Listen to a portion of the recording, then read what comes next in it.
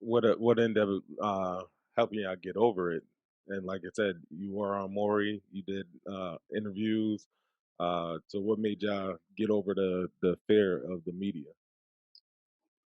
I think being around other moms and their children by Ari, I believe that's what really helped me um, get over it, because I was like, well, I'm not in it by myself.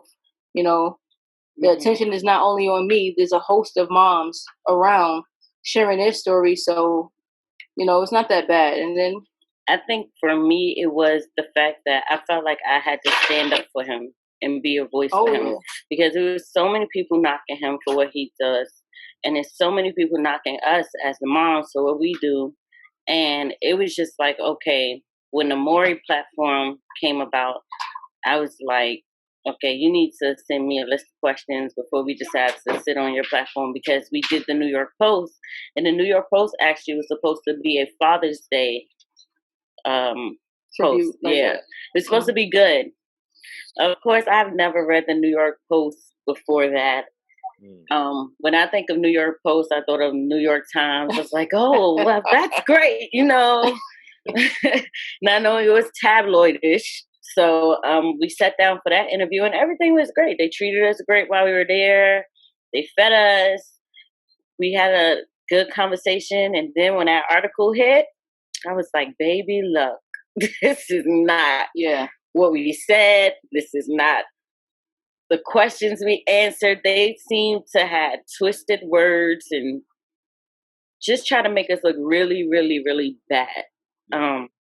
As far as us being Black women and having a baby with a Jewish man, and they made it seem like we wanted to have a baby to have an accessory, like a pair of Jordans. So we wanted a mixed baby, and I was just like, that is just baloney. It's not true at all. And I'm like, people don't understand, as two women or two men, to want a child and to have somebody to give it to you, you don't care if they purple, green, or blue. If your child is going to come out healthy, if they're willing to help you. And the thing about Ari is he's free. He doesn't charge anything, where you pay a lot of money. You pay $500 and upward for a vial of sperm that it may not work, and you have to repurchase for your next go around. It's people that went through their whole life savings just to have a baby. And I'm like, that's ridiculous, because what do you have to take care of your child now? Because you done went through all your life. all your funds.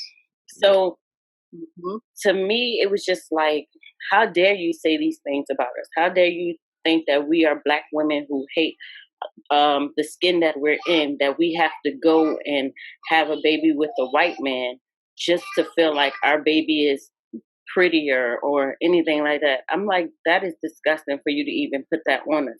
So once the New York Post happened, I was like, I'm not doing no more posts. I'm not doing no more media until the Maury show happened. Kari, can you go in your room, baby?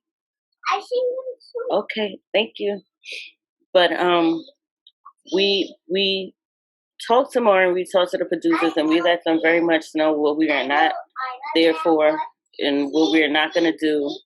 And if they couldn't oblige us or what we were willing to do, then we wouldn't have did it. But it was then a point of us controlling our narrative and letting people see what he is really doing for us and who we really are as women, and that he's not this creepy, nasty, pervert person that people make him out to be. He's really somebody that's just really trying to help people complete their families.